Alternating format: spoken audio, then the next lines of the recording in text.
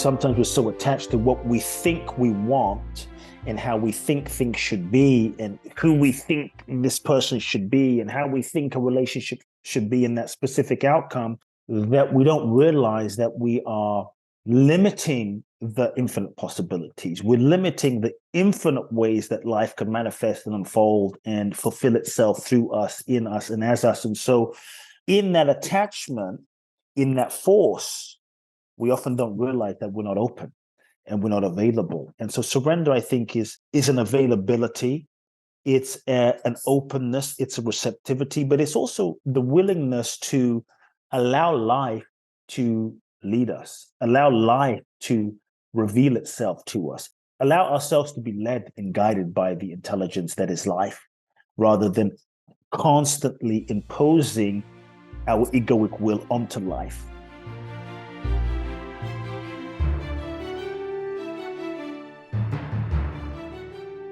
Welcome to the MINDTRX podcast with breakthrough ideas to live your best life possible and how to make it happen. I'm Paul Scheele, and today we'll be talking with Kute Blackson. Kute Blackson is an inspirational speaker, transformational teacher, and author of The Magic of Surrender. He's a member of the Transformational Leadership Council and has spoken at countless events around the world. Kute's mission is to awaken and inspire people to access their inner freedom, live authentically, and fulfill their true life's purpose.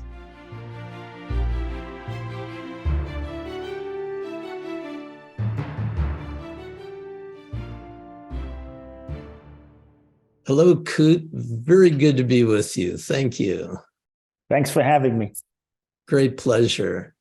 I loved your book on surrender. It was a fun read, lots of great storytelling, powerful ideas, and very inspirational. So thanks for writing it. It looked like it was probably a labor of love, or did you just crank it out over a couple of weeks? I wish. I'm always jealous of the folks that just sit down and the whole thing flows and they love the writing process, because I hate the writing process. So that's something I have to surrender to. No kidding. This was not the book I thought I was going to write. This was not the book I wanted to write. The truth is, I had all sorts of, smart, clever ideas of, like, I sat down one day and I thought, I'm going to write a bestseller. I'm going to write a New York Times bestseller, inspired by Jack and, all the folks. And I thought, I'm going to write a New York Times bestseller. What book would my publishers want? What book does my audience want? What book would people want? What book would, build the brand? And I came up with all of these very clever ideas, probably 50 to 100 ideas of interesting angles, interesting concepts. And the truth is, none of those books, none of those concepts felt authentic. And none of those felt, I couldn't look you in the eyes with total integrity and stand behind it. They would just be nice marketing gimmicks. Wonderful. What a cool insight. And what's wonderful about that, I really appreciate you authentically stating that, because such a powerful point is the difference between what's being ego-driven, what's being soul-driven. So, sorry, please complete the story. Yeah, no, and my ego wanted to write these books, and I looked at the books on the bestseller list, and I was like, The Magical Art of Tidying Up, and Subtle Art of Not Giving an F, and I thought, I'm going to create something that's sexy like that. And the only word that was on this like whiteboard that felt aligned with my soul, that I knew when I saw this word, it had a light that was there, was the word surrender. And I thought, I don't know, writing about surrender, the people want to read about surrender, we run away from surrender. And so I had to look at my resistance, face my own resistance to my own surrendering in life, and surrender to the book that was energetically seeking to be written. Wow, I love that. And it was in that process of surrendering and realizing I can lie to myself if I want. But the truth is, this is where the energy is. If I'm true, this is what I feel is seeking to come through. If I'm honest, this is the book that I felt was seeking to be written through me. And I looked at so much of my life and my childhood and my parents, and it just felt like this is obvious. Like this has been my life. This has been how I was born. This has been how my parents met. This has been, and everything kind of came together. And when I finally said yes, it was like things started flowing. Now, the writing process was still quite challenging and a real labor of love. But as challenging as it was,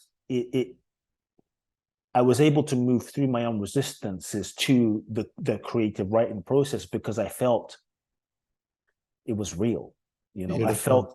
I felt the calling, and that was a key for me. So I remember sitting down to write a book and having all kinds of promises of what would happen, and instead, here comes this bigger message, and it grabbed me by the throat and said, "You're going to write about us right now." Wow, and that became a workshop. It became an integral part of all my stuff, and it was fascinating that while I was headed in one direction, life was telling me to head in another direction. And what I love about that story is that you've demonstrated, once again, we always teach best when we need to learn most. And there are some lessons in life that we're always going to be learning. We're always refining our ability to live more authentically, with integrity, more congruently. So kudos to you. Beautiful work.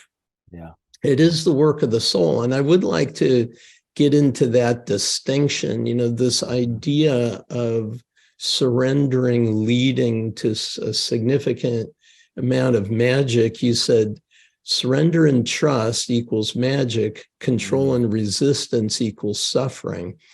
And the other thing that's really beautiful about that statement, first of all, we're going to need to define surrender, trust, and magic a little bit. But this idea that suffering is the signpost that lets us know that it's time to start surrendering. We'll get to that in just a bit. Give me a little bit more in terms of the definition of trust and surrender. What I've always taught was open mind, open heart, open will, open connection to source. But when we let go of our egoic will to trust source, it is an act of trust and surrender. Yeah, it really is. I think in our culture, we have this kind of misconception of surrender, like as like weak and passive and giving up and waving the white flag, that you're going to be left behind, that if you surrender, you're going to get less in life, you won't manifest your goals, dreams, and desires. And what I want people to consider is that in true surrender, like, what if you didn't get less, but you got more? That surrender is the key that unlocks the infinite possibilities that we're not even able to see and visualize with our own egoic, limited perspective and conditioning and identities. And so for me, part of surrender is a letting go of, I was going to say control, but let's say the illusion of control, especially controlling the things that we don't have control over. Surrender is when we, stop trying to force and manipulate life to fit our limited idea of how we think it should be based on our conditioning. And it's a willingness to, I think, let go of the idea of who we think we should be, how we think life should be, so that we can be open. It's that openness, it's that availability. Well, one of the things that you said is that surrendering creates space. And that's one of the sense of expansiveness, of possibility, and as you said, of power, peace, freedom, love, miracles, without surrendering to what else is trying to reach us. Our good has an awful hard time getting to us. Yeah. Sometimes we're just so attached to our goals, ego goals many times. Sometimes we're so attached to what we think we want and how we think things should be and who we think this person should be and how we think a relationship should be in that specific outcome, that we don't realize that we are limiting the infinite possibilities. We're limiting the infinite ways that life can manifest and unfold and fulfill itself through us, in us, and as us. And so in that attachment, in that force, we often don't realize that we're not open and we're not available. And so surrender, I think, is an availability.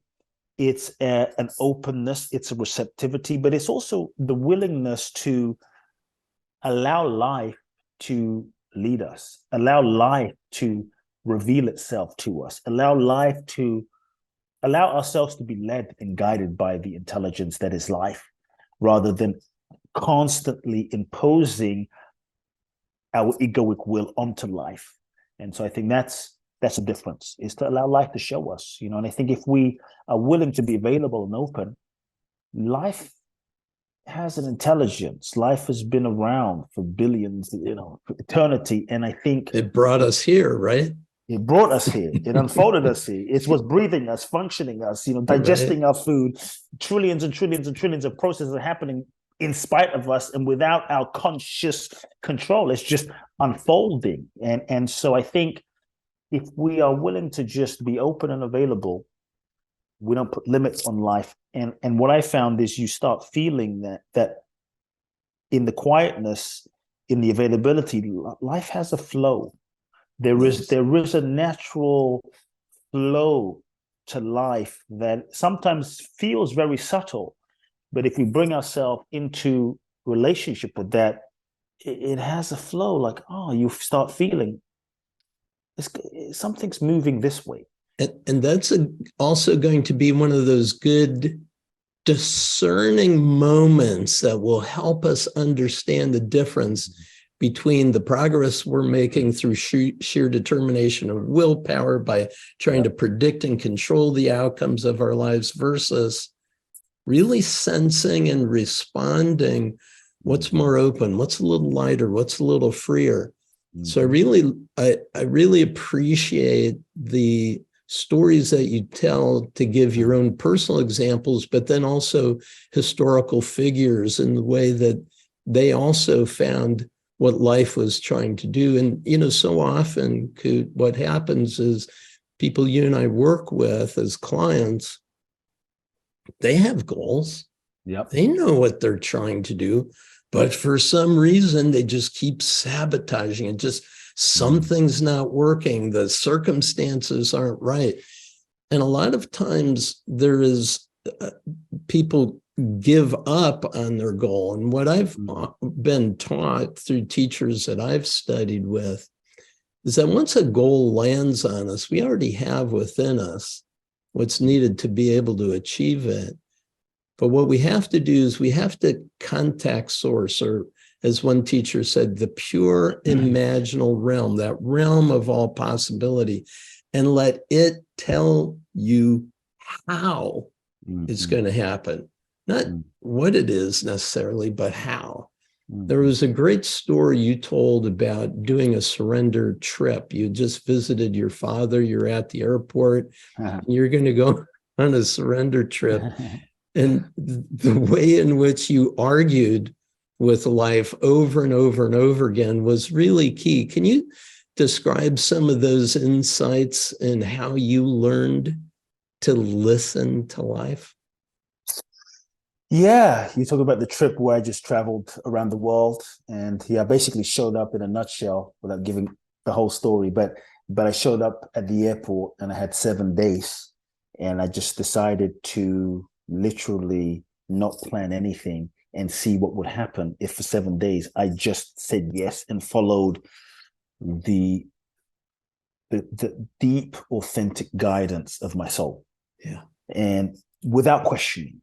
Because the many times what I found is the nudging of our soul doesn't always come in a loud siren bell, like turn left, turn right. Sometimes it's just the gentle nudging or the gentle whisper or a small signal, but often we're not paying attention. And so for 7 days, I showed up at LAX, and my mind wanted me to go to a few different locations, but none of them again felt right. And I remember going to the Thai air counter, and I had just come back from Asia.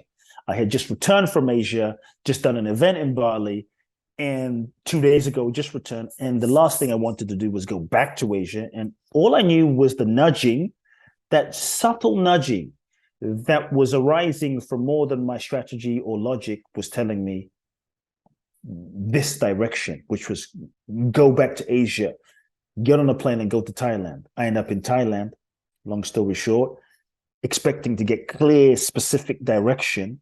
And again, I don't have clear direction, but all I got was a nudging, go to Bali.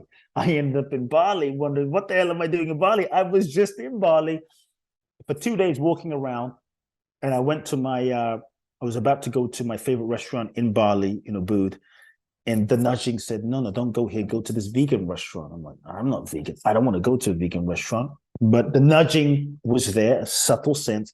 I end up in this restaurant. It's full, 2 tables, 1 small table, 1 big table. They put me at the big table.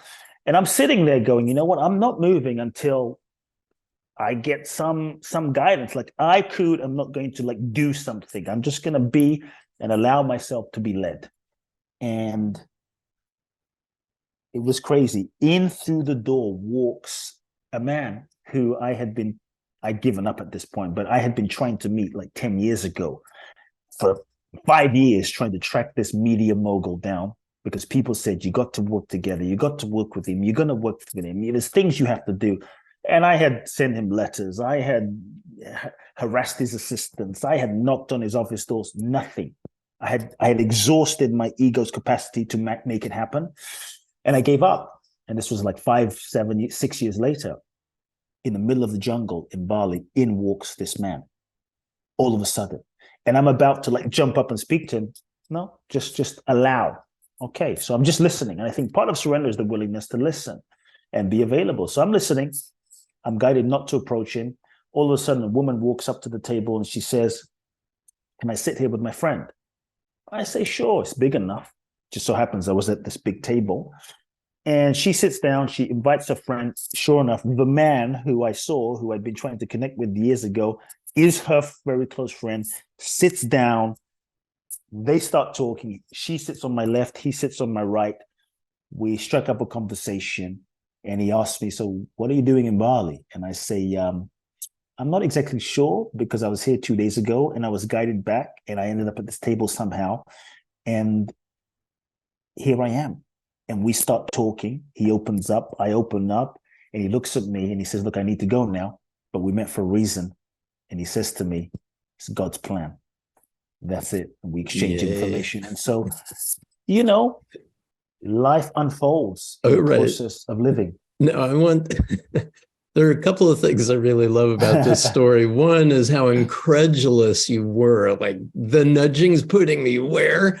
First of all, that's really I was important. fighting a bit. I was fighting a bit. Yeah, and that was good. I love that about this whole interaction, because when we're getting the signal, it's like Moses, right, in front of the burning bush. Like, me? You talking to me? There's no way I'm gonna. You don't know who I am. This is not happening.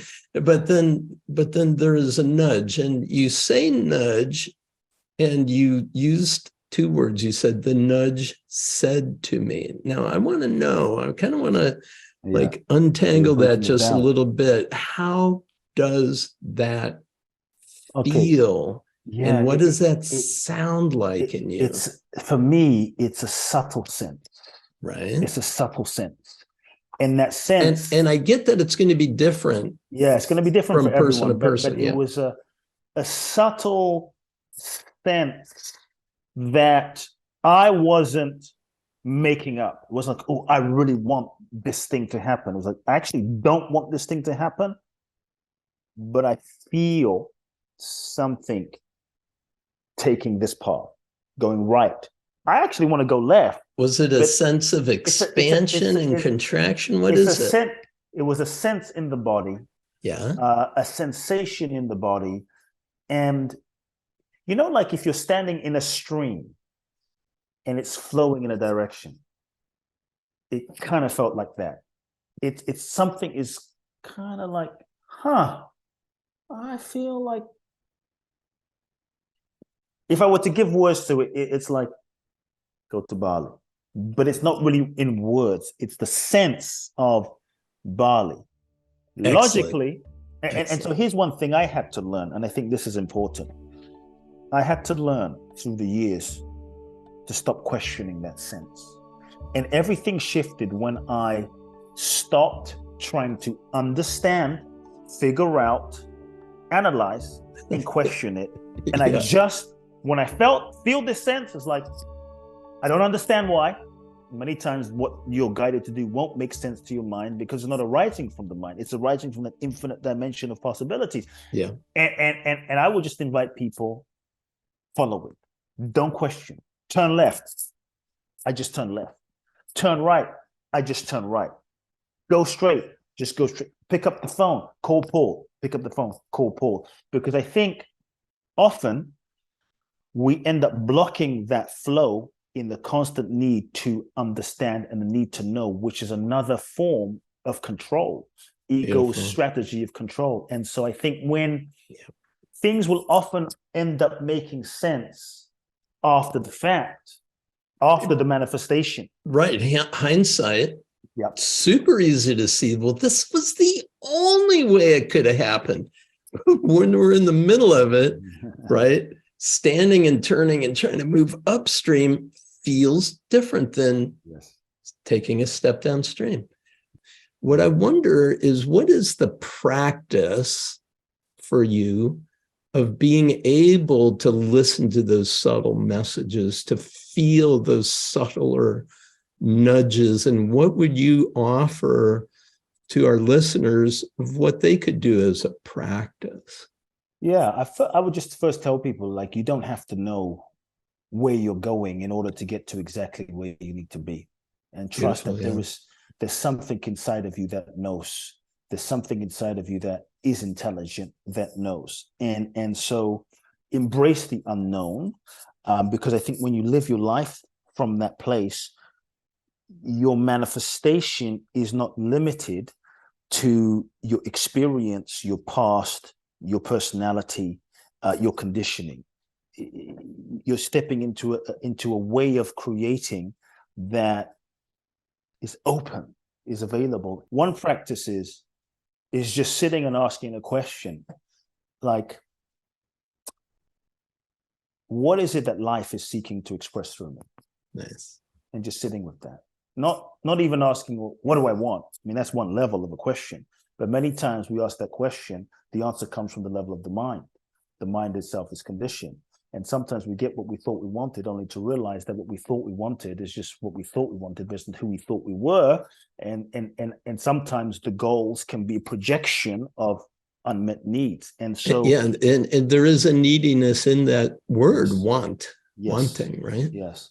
And so just even asking the question of, okay, what is life? What is the divine? What is God? What is my soul? What is the universe? What is life seeking to express through me?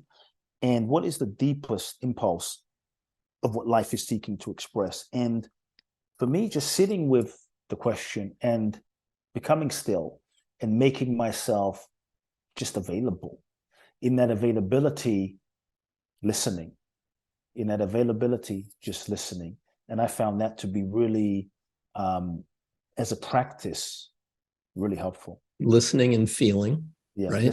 Listening, feeling, not questioning, and acting. And that's, for me, on one level, it's simple, because if I don't need to know where I'm going and I don't need to know why something is, and just trusting that, then there's a certain innocence in that.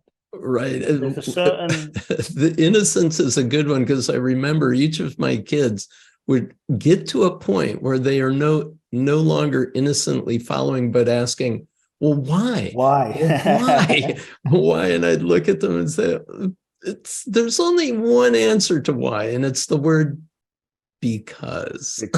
I don't have any other explanation. But life is that way, right? Yeah. So when you do find yourself arguing, is there a signal there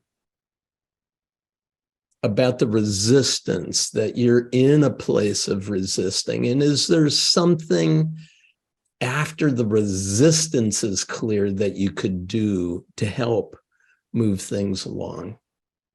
If there's, well, first, what I've learned to do with the resistance is acknowledge the resistance, because I think many times we hear the concept of, let's say, surrender and letting go, and we have sometimes an ideal notion of, well, I shouldn't have resistance.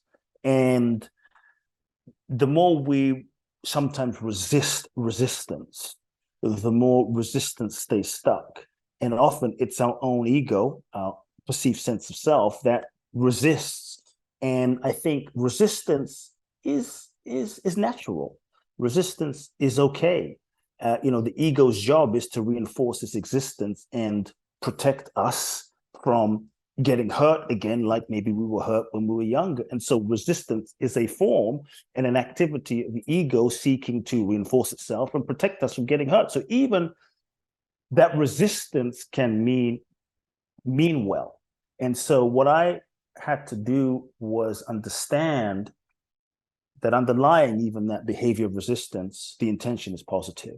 And so for me, the ability to see that and shift my relationship with the resistance, and rather than resist it, sometimes part of surrender is surrendering and embracing and welcoming the resistance and just being with, okay, I see this resistance. I welcome this resistance, and thank you, resistance. And understanding, underlying that resistance is just the part of me that is maybe afraid, a little nervous, a little anxious, and rather than just overriding it or doing a bypass, like holding it and saying, okay, I'm afraid, and it's okay. Thank you. And so just that way of relating to my own resistance with gentleness and holding that aspect of myself that is resistance, meeting it with compassion and loving, I found helps the resisting in me, that resistant aspect, to relax. So it's not like a forcing or pushing or resisting in a certain sense. It's a total acceptance of the resistance that allows the relaxation of the resistance and just being with it, and that really helps. Especially powerful in your book was trying to help the reader understand that you're alive, you have an ego. You're not going to kill the ego. You're not going to get rid of it. Look, it's a protector.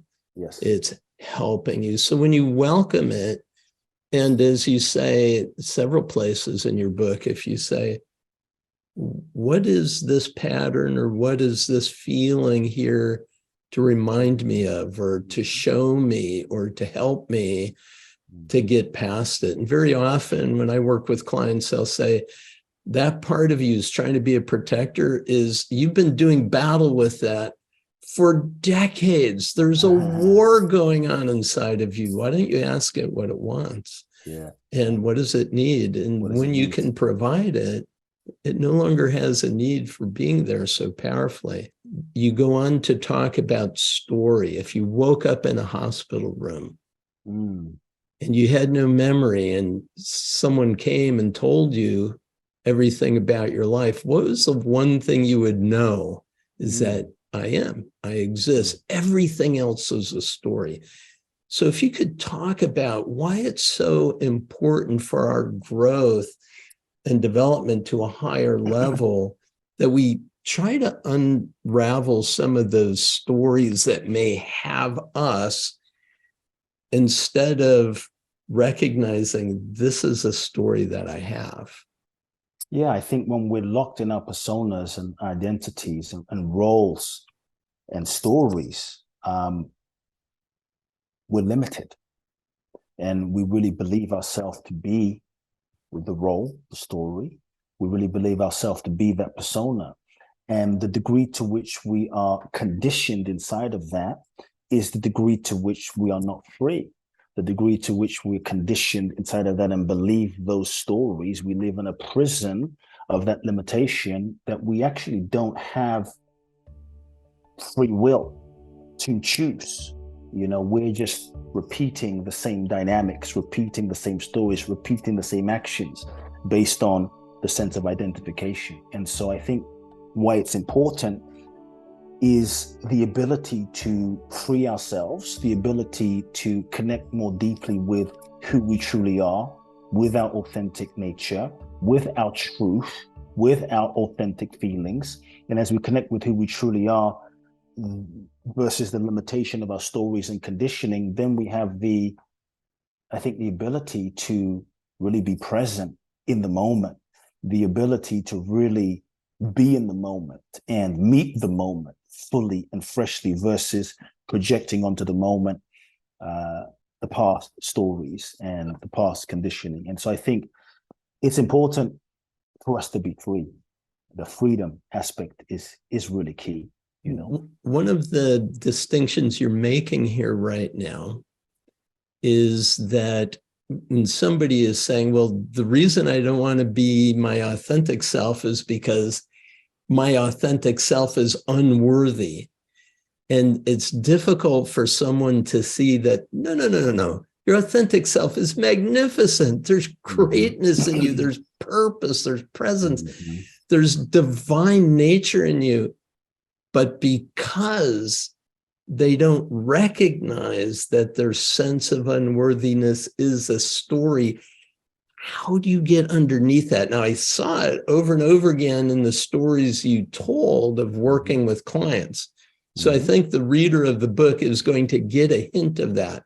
Yeah. But if you could help explain how to get underneath the story enough to see that whatever you think about yourself as being less than, insufficient in some way, unworthy in some way, to see that your true essence is magnificent. Yeah, look, I think our true essence it's always been. If you look at a child, I think we were all born whole, perfect, and complete. If you look at a child, the child is free. We were all in touch with that. It's how we incarnated into this existence. We were free. We didn't have so much of a story about ourselves. We would sing, run naked. We didn't have the story that I'm not enough and I'm not beautiful and I'm not lovable. Maybe as children, we incarnated in this human experience. We met our parents, and based on the experience with our parents, maybe dad was an alcoholic, maybe mom, was unable to meet our emotional needs. Maybe mom or dad left, and based on the experiences that occurred, let's say dad left. So we made up a certain meaning, an interpretation of that experience to mean I'm not lovable. I'm not worthy of love. If I was worthy of love, he wouldn't have left. And that was a meaning. It's not necessarily reality, but that was a meaning that we made up in that moment, being very young, having limited understanding of perception and ability to determine reality. That was a meaning we may have made up often unconsciously based on that moment to try to make sense of the world that we held on to, didn't even think about, but it became so ingrained as a story inside of ourselves that as far as we knew in that moment at that young age, it was reality. I'm not enough. I'm not lovable. I'm not worthy. And then mind goes about finding evidence of that wherever we turn, right? Then we go into our life, looking through that perceptual lens and filter, believing this is who we are. I'm not worthy. And so based on that, we resonate, we vibrate in our body, nervous system, our mind, our subconscious, seeking, attracting, being attracted to people that can prove that story to be true based on our type, what we're attracted to, who we want to be with, we want to spend time with. And as you mentioned, now we get to say, see, it's true. I'm not worthy because Paul left me. Kute didn't love me. Kute didn't call me back. And so then that story and identity gets even more reinforced for us as we collect more evidence based on our limited story. And so what we have to really be willing to do is question those stories. Okay. Challenge is most of the time we don't question those stories, like, because we think those stories are reality. Like, I'm actually not lovable. And so, I think we have to be willing to question those stories and ask ourselves, well, is that fact? And is it true? Like, here is a cup. This is a cup, the white cup. It's here. This is, to a degree, a fact. But if I were to ask someone listening, can you show me unlovable? Like unlovable is not a fact. Like, I'm a man, that's a fact. But unlovable is not a fact. It is a story. It's a perception. And so I think we have to be willing to question ourselves. Yeah. Is this true? Is it a fact? Is it real? But the stories often get so ingrained as an identity that it feels real, but it's not. But I think for our own sense of identity, our own sense of ego, ego being that perceived sense that what we perceive ourselves to be, that we hold on to for a sense of safety, security, right? It can be actually scary, I think, to change. It can be a little scary to question ourselves, because if we believe ourselves to be not enough, and that's who we believe ourselves to be, to actually question, is that true? Is that what I really am? No, it's who I am. I'm not enough. And I have so much evidence based on that at least I know myself to be that. And even though it's painful, at least I'm safe in that knowing, even though it causes me suffering, at least I know this is what I am. And at least I know the suffering that causes is, to a degree, as crazy as it sounds, manageable. And so to actually question who we believe ourselves to be for our ego can feel like a death. And that's often why we resist even, I think, changing and resist questioning the stories and the beliefs, because it's scary to die, so to speak, to who we believe ourselves to be. Yes, I love that. And le petit mort, the orgasm, is that little death. Or in meditation, my teacher always said that when you practice meditation, you're practicing the moment of your own death, because you're saying, whatever lens I've been looking through is now over here, and you're just being. You're in a state of being. And that's the one thing we can absolutely know. We exist. Yep. I am. And everything that you follow that I am with could be another story. And as long as that is the case, why not say, I am joy, I am peace, I am lovable? And to ask the question, why am I enough? Why am I so sufficient? Why am I so lovable? And then begin collecting evidence for that. Powerful way to get underneath it.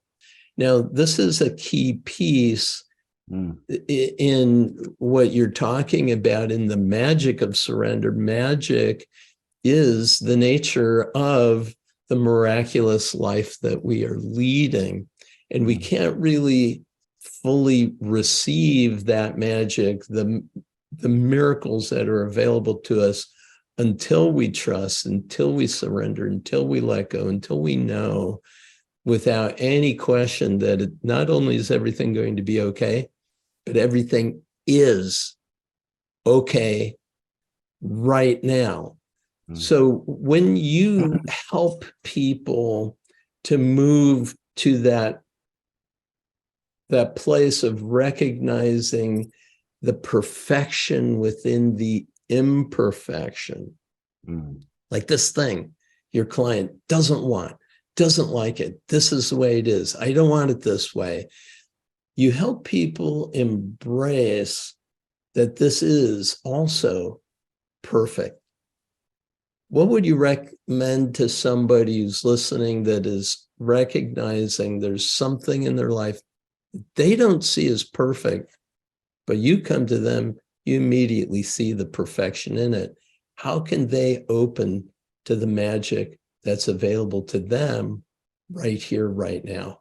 For me, it's about the willingness to embrace wherever you're at. That's part of surrender, and the willingness to welcome whatever is happening. And so I never go and try to say, oh, this is perfect, and let me convince you why it's perfect. But I think just to even be with someone, because what's important is not what you say, but it's the energy and the presence and the intention. And so just to be with someone in the compassionate embrace of where they're at, and to meet them where they're at, and to provide the loving space of compassion and acceptance for their process. Surrender on some level is a death. So when a goal or dream doesn't happen, it's a kind of death of an idea, a death of how you thought things were going to be. And so I think in any true, authentic, open-hearted surrender requires the willingness to honor the grieving, and allow yourself to fully grieve. And I think one of the reasons we're not able to truly let go is because maybe we're trying to get to the perfection too quickly, which can even be a spiritual bypass of everything's God, everything's perfect, everything. And so I think it's about allowing ourselves to honor our humanity and grieve the loss, grieve the thing not working out, grieve the frustration, the pain, the heartbreak, and honor that and allow those feelings to move through. And I think once we do that and we're able to let go, not from the mind, we're able to release some of that pain and the resistance as well. And I think in that true grieving process, we're able to naturally come to a place of openness and availability to the next step. But sometimes we won't be able to see the perfection of why something isn't so while we're in it, because from the perspective of the ego, what might seem like a disaster from the lens of the soul is a perfect unfolding. But when we're in it, we're not able to see it, And so I think often it's after the fact that we're able to see it. And so I think it's okay to honor the process we're in, to allow ourselves the process of grieving so that we can authentically come out the other side. And so I think one of the, like, to me, acceptance of something, like it is what it is not true surrender. You can accept what something is, like, okay, this is what it is. This didn't work out. But that doesn't mean you've truly let it go. That doesn't mean your heart is truly open. Surrender is the open-hearted embrace, and participation of what is happening. Not because someone is thinking about it, but because your heart is open. And I think the process of allowing the grieving is what allows the energetic, emotional, psychological, physical letting go to happen so that we can embrace it. I think when things don't go according to plan, one thing people can practice is the grieving and allowing that, but also to cultivate the spirit of curiosity. Because often when things don't go according to plan, we collapse, we contract, we resist, we judge, we feel cursed, right? Or we sometimes we're a little quick to try to make meaning out of what this means. And in that meaning, we actually limit the universe again, because sometimes that attempt to make meaning is a limitation where we're actually not truly available in the curiosity to allow life. Okay, life, show me what's next. Show me what this means. And so that curiosity, the curiosity is the state of being, I think, where you say, I actually don't know why this happened. I actually don't know why this didn't happen. And I'm not going to try to project a meaning onto it. I'm just going to be available to life showing me. And I think when we look at the best things in our life, many of the best things we didn't plan. They unfolded in the process of living. They happen. They really do. And there is a flow. When you're in it, you know it. And if you're struggling, it's a good time to pause. Yes. And do some inquiry. I love that. How would you help call someone to recognize their greatness? To me, greatness isn't because of what you do. Greatness isn't because of how much money you have or your status or your position. I think first and foremost, greatness is just your existence. Greatness is based on the fact that you exist, that you've incarnated into this human form. And what we are essentially beyond this physical body is consciousness, divine essence. And to me, that essential nature of what we are, which we often forget, that is great. You know, what is living and breathing us? Like, what is living and breathing us? An energy, whatever label, God, divine energy, I don't care what people call it, but there is something that is listening, and there's something that is looking out of those eyes, and something that is listening to this conversation, and there is that which is functioning trillions and trillions and trillions of processes inside of each and every one of us right now. That is great. As human beings, we all have a story. And we have all, as human beings, been through trauma and pain and dysfunction and challenges with our parents. And many of us, you know, listening right now, many of us shouldn't even be here. Many of us, we've been through so much stuff. The fact that we can wake up and function and smile and be kind and care, let alone reach for the light, let alone reach for that next level, is in and of itself a miracle. And so I think sometimes we forget, you know, the amazingness of our human spirit and the amazingness of what we are.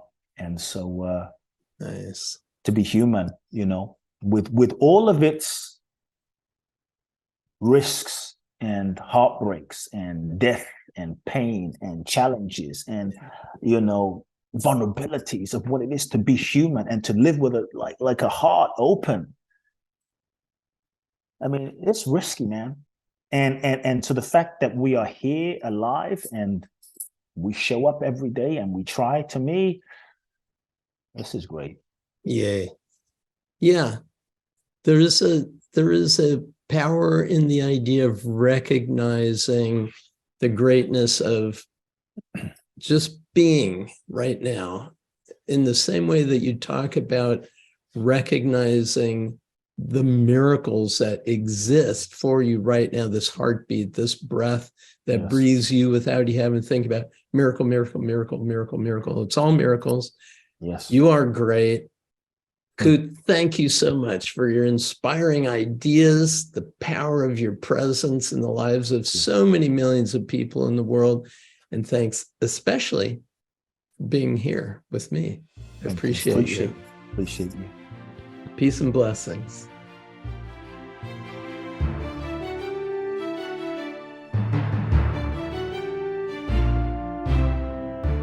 I hope you enjoyed our conversation with Kute Blackson. You can learn more about Kute at kuteblackson.com. That's KUTEBLACKSON.com. And now in the second part of the podcast, it's just you and me. I'll tell you how to use the Paraliminal sessions in the MINDTRX app to easily handle obstacles and move toward the success you want.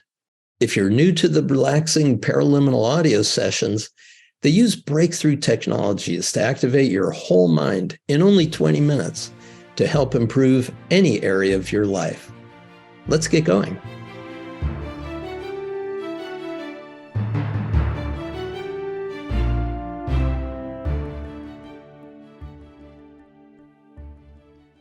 Hello, welcome back. I'm excited to be with you and share some cool takeaways that I had from My fabulous time with Kute Blackson, the author of the book, The Magic of Surrender, Finding the Courage to Let Go.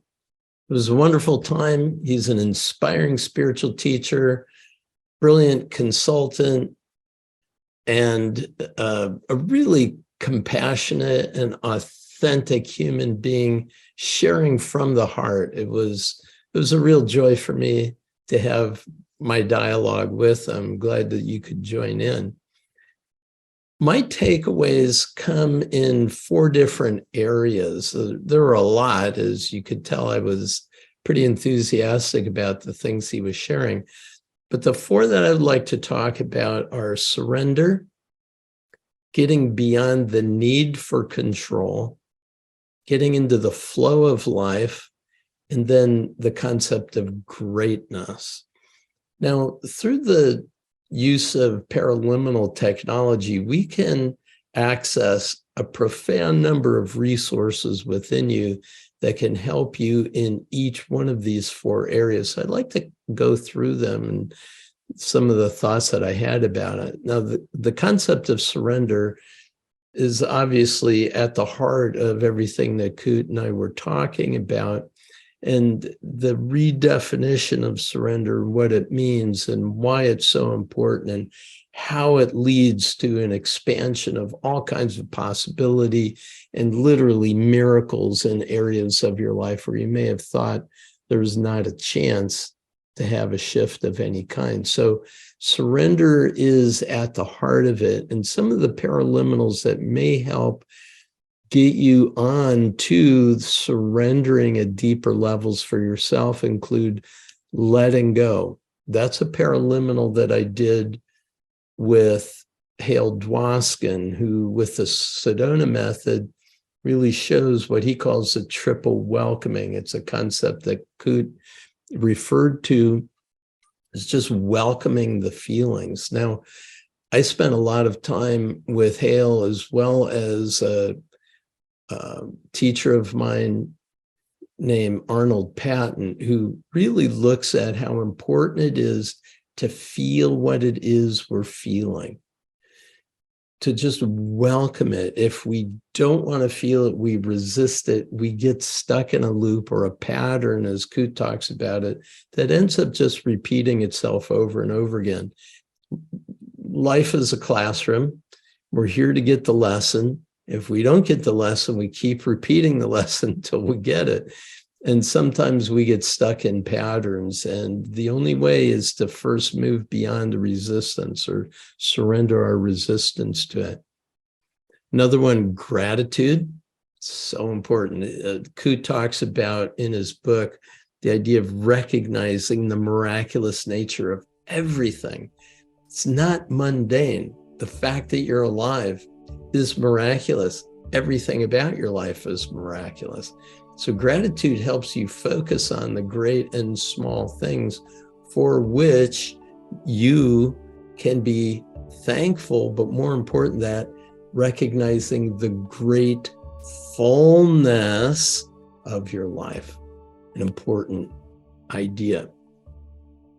The other area I wanted to talk about was getting beyond the need for control, because when we're trying to predict and control our life, we realize at some point we've got to surrender that. But it's more than just surrendering control. It's being able to move beyond the need for control, especially in the areas, as Kute referred to, that we get wounded, we get hurt, life situations can be very troubling. It could come crashing down around us. It's called the new history generator, where we can actually see life as it has happened, see it in a number of different ways, and then see it from a higher perspective that allows us to plot a trajectory to a future we truly desire to create. Sometimes we need to just embrace the way things actually are, as he referred to the idea of being able to grieve the situations that were troubling for us.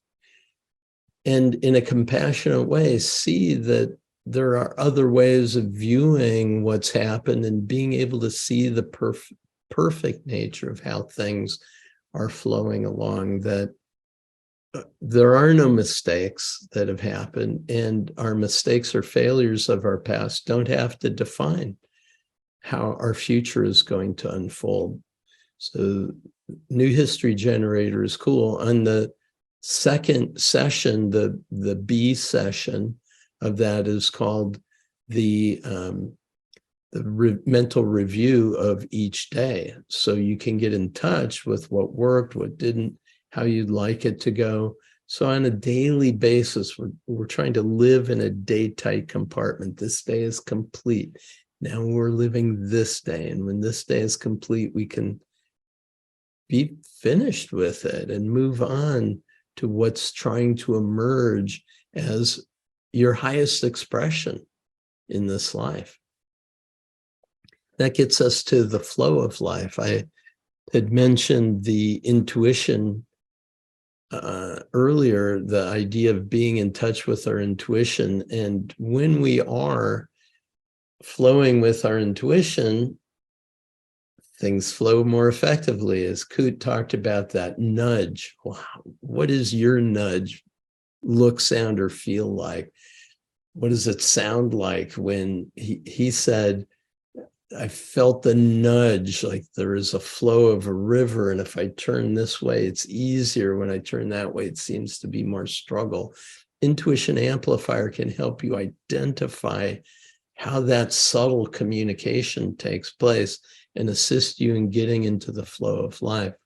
And the final area is this idea of greatness. He referred to it quite a bit.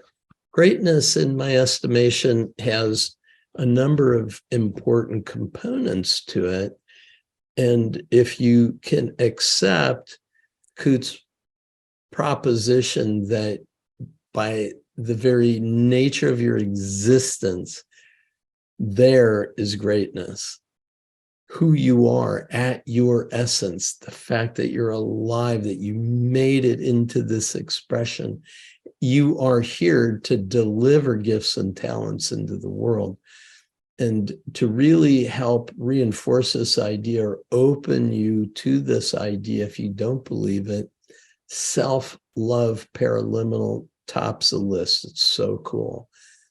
Finding yourself, which really helps you get in touch with that divine nature, that purpose that you're born into life to live into. Self-actualization, which is to transcend your stories about insufficiency and to recognize not only are you, by nature of the fact that you're listening to me and participating right now, you are a self-actualizing individual. You're also really transcending. You are a self-transcendent individual, moving beyond the limitations of the world that has raised you up until now and stepping into the greatness that is yours to express. I hope that you go out and seek and create the miracles and abundance that is available to you as you let go, as you surrender. You find the courage within you to do so. You'll be opening the floodgates of the universe's great gifts to you. Peace and blessings. All the best. Bye for now.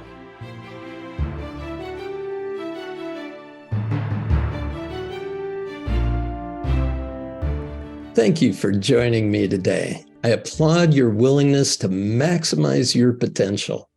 You can easily use the Paraliminal audio sessions in the MINDTRX app to stimulate your non-conscious mind, that is your inner mind, to reduce any resistance in your life and to propel you toward the success you want. Visit MINDTRX.com to learn more. These amazing audio tools have helped millions, and I encourage you to bring them into your world today. Be sure to be back for more episodes of the MINDTRX podcast. You'll find insightful conversations with authors, experts, and thought leaders, all devoted to improving your life's experience. Thank you again for being here on our MINDTRX podcasts.